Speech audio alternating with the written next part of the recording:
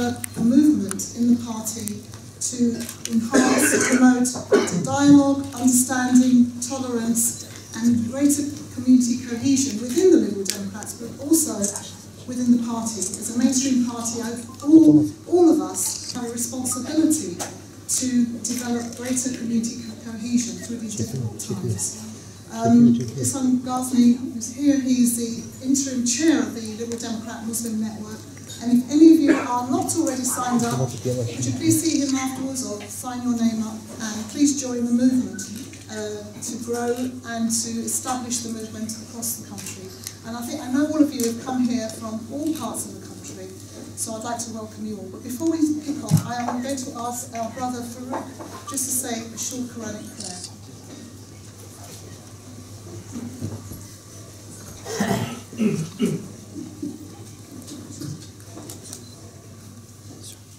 أعوذ بالله من الشيطان الرجيم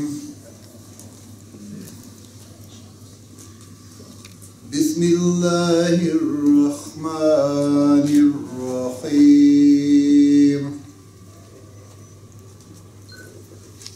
قل هو الله أحد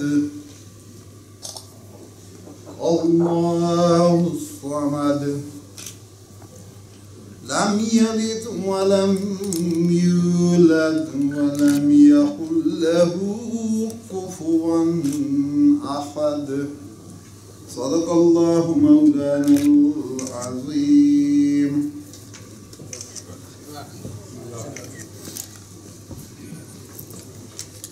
Now we have our special guest, of course, this evening. It gives me great pleasure to introduce our keynote speaker, Mr. Deputy Prime Minister, and most of you will know, and I know I was having some palpitations as to whether Nick would make it here. He's been in Scotland, as you probably know, with the other party leaders campaigning today, and it's great that he's been able to come straight from Scotland, literally, to come here and be with us this evening to help us celebrate. Nick, I think you'll agree, is one of the few political leaders who has put his head up above the parapet during difficult times, and these are challenging times for Muslims in this country and beyond, when we've had all sorts of controversy and so-called Trojan Wars, halal, ISIS. These are difficult times, and it's times like this we need leadership from our political leaders to pull together and to talk about the things that matter, to make sure that community cohesion and tolerance stays at the heart of what we believe in. And we as Liberal Democrats, these are the things that we thrive on and that we believe in. So I've got great pleasure now in asking Nick to please come and address us for the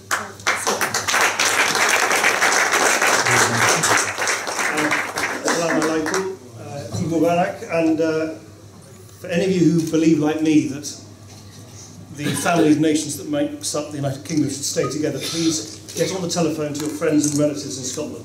Straight after this, if you disagree with me, stay here and don't go onto the telephone. But it's wonderful to see you, and I want to obviously congratulate Meryl, Nissan, and Burman, and everybody else who's been involved in establishing the Liberal Democrat Muslim Network. It's obviously comes, this reception, at a time of great joy and celebration of the willingness of Abraham to commit that extraordinary sacrifice as an act of his devotion to his own faith.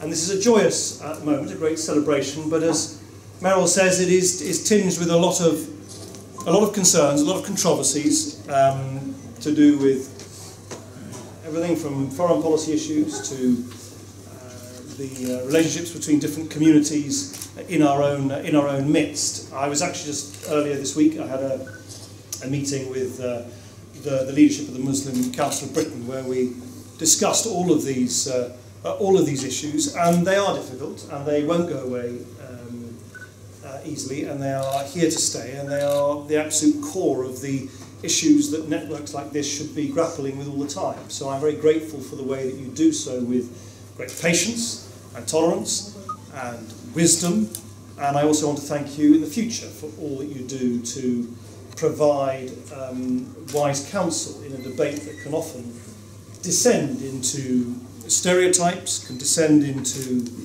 tension, can descend into claim and counterclaim, or into downright prejudice, and there are plenty of people about in the public domain, in our communities, who want to set communities apart, who want to caricature whole communities, who want to caricature whole faiths. And we must work flat out, and that is, of course, in many ways the very heart of what liberalism is all about.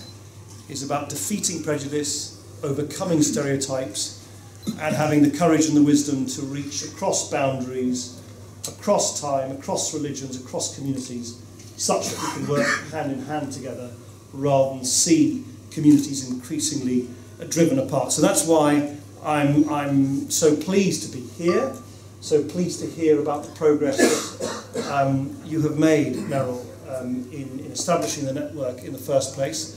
And also I'm delighted to be able to add my own voice to wish you a joyous Eid al-Adha, and look forward to working together with you in the future. So many thanks and all the very best of luck in the future. Thank you.